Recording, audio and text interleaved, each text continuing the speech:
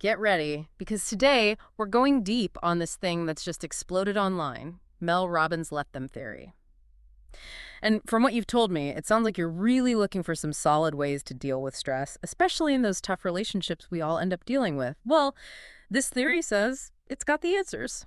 Yeah, and it's super interesting how this theory kind of pulls from both, like the newest psychology research and also ancient wisdom. It's not just some trendy self-help thing. It's got roots in stuff like Stoicism and even Buddhist ideas about letting go. Okay, so for anyone listening who might not know about it, could we break down the basics of the let them theory? I get the idea of letting go of stuff we can't control, but how do you actually do that? All right, picture this. You're stuck in that checkout line at the grocery store, the one that's moving so slow. Cashier's taking forever. The person ahead of you is like digging for coupons. We've all been there, right? Oh, yeah, totally. I can feel my blood pressure going up just thinking about it. Yeah, exactly. And Mel Robbins' point is, we're giving our power away to that slow cashier, to that whole situation. We're letting stuff outside of us control how we feel. But I can't, magically speed up the line, can I? Nope. That's the whole point. That frustration you feel, that feeling of being powerless, it's because we're trying to control something we just can't. That's where the let them comes in. It's not about being okay with the slow cashier or anything. It's about saying, okay, their speed. That's outside my control. So instead of getting all worked up, wasting energy on something I can't change, I should just let them be. You got it. And then comes the second part, the let me part. It's about switching your attention to the three things you always have control over: your thoughts, your actions, and how you choose to deal with your emotions. So back in that checkout line, what would that look like, really? Well, instead of letting that little irritation turn into full-blown stress, you could choose to focus on your breathing, maybe do a quick mindfulness thing, or use that time to plan out your day in your head, listen to a podcast, or even just people watch with curiosity. So it's not passive, it's about taking charge of how you feel, even when everything around you feels crazy. Exactly. And this works for all kinds of stuff, especially relationships. Think about it. Yeah. How often are we trying to change our partners, our friends, our families? Oh, all the time. I'm definitely guilty of wanting people to do things my way, even if it's something as small as, loading the dishwasher the right way. And that's where we get into trouble, because as humans, we just have this need to control stuff. It's built into our brains. Way back when, being able to control our surroundings, that meant survival. So we try to control other people to feel safe, but that usually backfires, doesn't it? 100%. When we try to control others, it goes right up against their need to be in control too. It's like trying to jam a square peg into a round hole. All it does is create friction. Which is probably why nagging never works. Exactly. And Mel Robbins suggests a way better approach. Explain how someone's behavior impacts you, but without judging them or blaming them. She uses a great example from her own marriage. Her husband, Chris, used to get really annoyed by her messy habits. Oh, I can relate. So instead of nagging her, he'd just calmly explain how it made him feel. He'd say stuff like, when your clothes are all over the floor, it makes me feel like you don't respect my space or my time. And that really got through to her. It did. Because it wasn't an attack. It was just him being honest about his feelings. And it appealed to her own desire to be a good partner. It's like that saying, people don't care how much you know until they know how much you care. Yeah. And I think that's a huge part of the let them theory. It's not about winning an argument or anything. It's about making room for understanding and connection. That's so powerful. So are you saying that anytime someone's behavior bugs us, we should just let it go? Not always. Yeah. There's a big difference between accepting someone and just letting them do whatever. And that's where boundaries come in. You've got the right to protect yourself and set limits on what you'll put up with. So it's more like, let them be them, but also let me be me with my own needs and boundaries. Bingo. And that can sometimes mean distancing yourself from people who are always hurtful or disrespectful, even if it's family or a close friend. Which can be so hard, but in the end, it's about putting your own well-being first. For sure. And speaking of letting people show you who they really are, there's another level to this theory that Jay Shetty pointed out in that interview. He said, let them also means letting people show their true selves by what they do, not just what they say. Okay, I'm curious. What do you mean by that? It's about seeing the difference between who someone is and who you wish they were. Are you hanging on to this fantasy of the perfect partner, the always dependable friend, the supportive family member? Even though what they do tells a different story. Oh, wow, yeah. So many of us fall into that trap, especially with romantic partners. It's super common. We create this idea of who we think someone is based on our hopes and what we want to see, and then we get disappointed when, surprise, they don't live up to it. So instead of trying to force them into that perfect image, we need to let them be who they are. And then we can decide if that person really fits with what we believe and what we want in our lives. Exactly.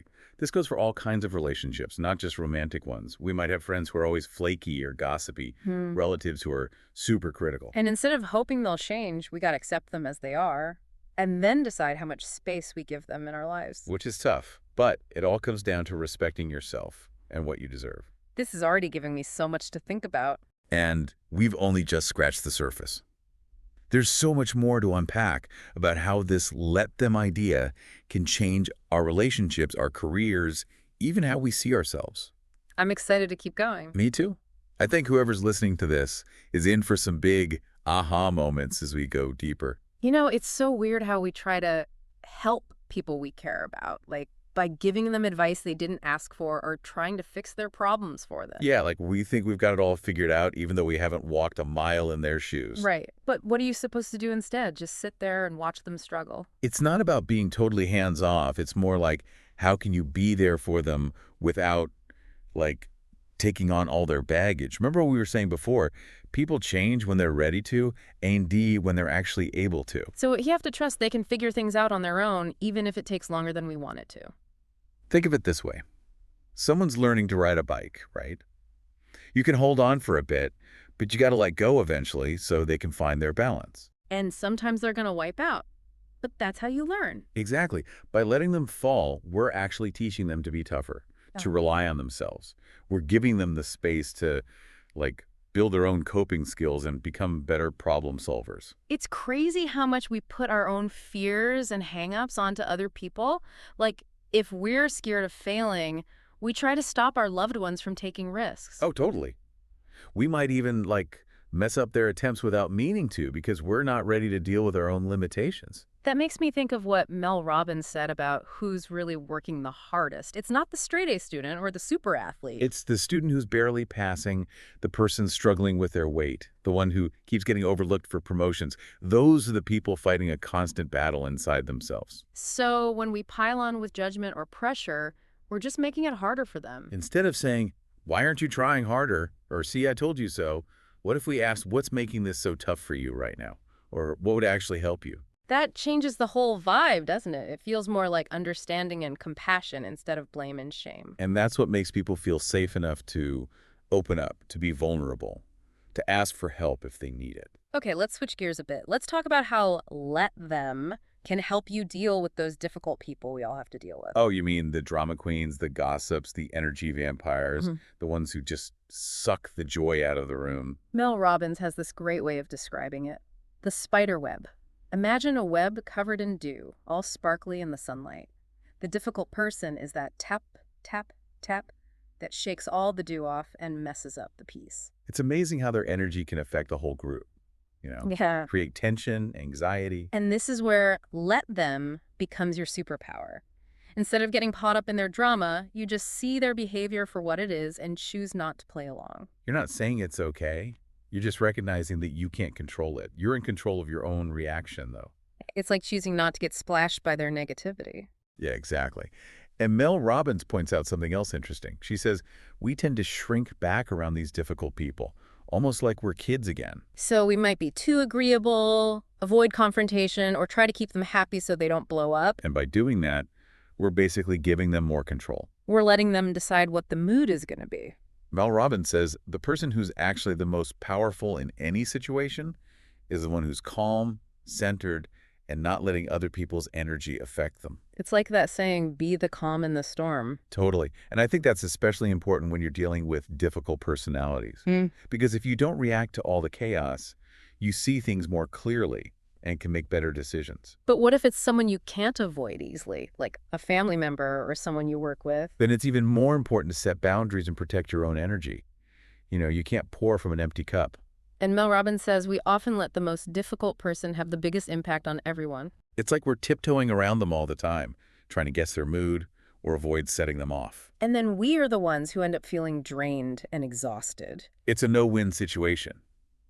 But if you use let them, you can change that dynamic. You can choose not to let their negativity ruin your experience. So if your gossipy coworker starts spreading rumors, you just say, let them gossip. And you put your energy into the things you can control.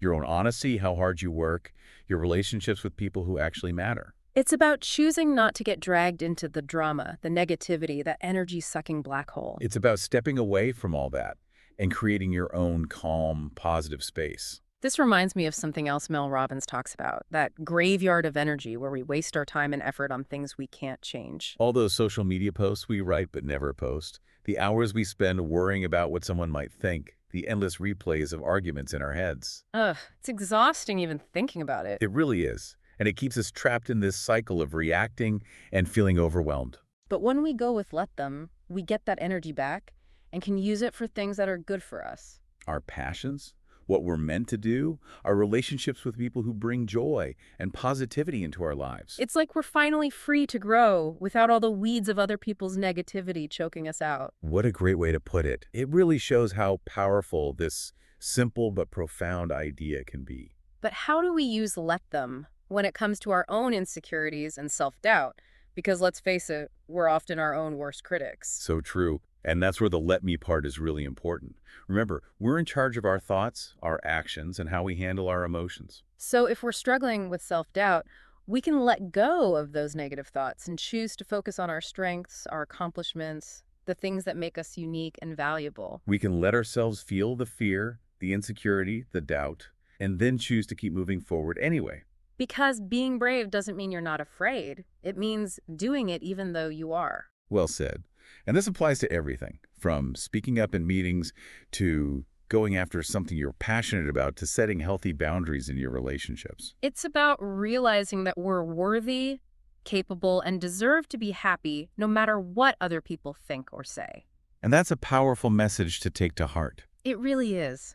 This whole conversation is making me think about how often we try to control what happens in our relationships. We want our partners to act a certain way, our friends to agree with us, our families to live up to our expectations. It's like we're trying to conduct this perfect symphony, but life is rarely that neat and tidy. Right. It's more like jazz. There's a rhythm and a structure, but there's also room for things to happen spontaneously, for unexpected twists and turns. And that's where the beauty is. When we stop trying to control every little thing, that's when we can experience real, authentic connection. But what if someone's behavior is genuinely hurtful or just not okay? Do we just let them walk all over us? That's a great question. And it brings us back to boundaries. Let them isn't about being passive or letting people mistreat us. It's about realizing we have the right to protect ourselves and to set limits on what we'll accept. Exactly. So if someone keeps crossing those boundaries, we have a decision to make. We can either tell them clearly and confidently where those boundaries are, or we can choose to distance ourselves from that person. And sometimes letting go of a relationship, even if it hurts, is the best thing we can do for ourselves. Because it opens up space for new, better relationships to come into our lives. And that's where the real magic of let them is. This deep dive has really made me realize how much energy I waste on stuff I can't do anything about. It's almost like I've been living with this constant low-level anxiety without even knowing it. I get it. It's incredible how much lighter and freer you feel when you drop that weight. It's like we've been carrying this heavy backpack full of worries and what-ifs, and all of a sudden, someone takes it off our shoulders. What a relief. And now we can stand up straight and enjoy the journey, feeling lighter and full of possibilities. Okay, I gotta ask, what's the biggest thing you're taking away from all of this? For me, it's remembering that our power comes from focusing on what we can control. Our thoughts, our actions, how we react to the world around us. And by doing that, we not only feel less stressed, but we also spread that positivity to our relationships and the world around us. It's like we're taking back our control, being true to ourselves, and living a life that matches our values and what we truly want. It's funny, when we started this deep dive, let them sounded almost like giving up to me. My first thought was kind of similar, yeah. But now I see it as this incredibly empowering thing. It's not giving up. It's about choosing where we put our energy. It's about putting our focus on what really matters and letting go of the rest. And that's something I'm going to keep in mind long after we're done with this deep dive. Me too. And I bet the person listening to this will too. It's like let them is saying, hey, Stop trying to control stuff you were never meant to control in the first place. Yeah, it's about knowing what you can actually influence. You can't control what happens out there or what other people decide to do, but you can control how you react. And when you focus on that, what's going on inside you, your thoughts, your actions, your reactions, that's when you feel more in control and empowered. It's not about throwing in the towel. It's about taking your energy and putting it towards things you can actually change. And one place where this shift is really powerful is when it comes to expressing yourself. So many people hold back from sharing their ideas, their creativity, their true selves, because they're scared of being judged or rejected. When we let that fear of what other people might think just freeze us up. And when we do that, we're basically silencing our own unique voices. It's like we're giving other people the power to decide what's worth sharing and what's not. And that can really hurt our creativity and how we see ourselves.